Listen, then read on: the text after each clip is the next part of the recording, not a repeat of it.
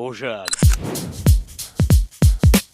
L'Olympique de Marseille retrouve ce week-end son stade Vélodrome pour une confrontation face au Havre samedi à 21h. Rencontre qui intervient après la trêve et on s'en souvient, la première trêve internationale était arrivée à point nommé pour les Olympiens qui étaient dans une spirale négative avec notamment les histoires de vestiaire. Aujourd'hui c'est différent. Cette trêve internationale vient couper une dynamique positive où l'Olympique de Marseille a réalisé un mois de septembre quasi parfait avec des victoires contre le Paris Saint-Germain, contre Strasbourg ou encore dernièrement contre Metz. Attention à ne pas tomber dans la facilité avec ce match contre le Havre et continuer sur la bonne dynamique qu'il y avait avant la trêve. L'OM n'a plus connu la défaite au stade Vélodrome depuis mars 2025 et cette défaite dans les dernières minutes la saison dernière contre les Lensois. Et il faut que cette série continue. Les hommes de Roberto De Zerbi auront à cœur de faire encore une fois un résultat contre le Havre et depuis le match contre Lens, il est important aussi de mentionner que toute compétition confondue, l'Olympique de Marseille n'a connu que la victoire au stade Vélodrome. Il faut que le stade Vélodrome continue d'être cette forteresse imprenable. Roberto De Zerbi l'a dit, il est venu pour ce style d'ambiance et il faut que les supporters de l'Olympique de Marseille soient une force pour les joueurs de l'OM. Et pour cela, une victoire ce week-end contre le Havre ne ferait que confirmer cette statistique. On l'a appris lors de ces dernières heures, notre attaquant Amine Gouiri s'est blessé avec l'Algérie pendant cette trêve internationale. Les examens n'ont pas révélé de blessures sérieuses, mais on espère un prompt rétablissement et un retour rapide à la compétition, notamment au vu de son dernier match contre Metz qu'il avait remis en jambe avec un but et une passe décisive. Auteur d'un but et d'une passe décisive lors de la dernière journée contre Metz, Matt O'Riley a su s'imposer au milieu de terrain et forme une paire, on va dire, très complémentaire avec Pierre-Emile Højbjerg. Le Danois a su se fondre très rapidement dans ce collectif marseillais et montre ses qualités de déplacement mais aussi de remise en une touche qui permettent à l'Olympique de Marseille de créer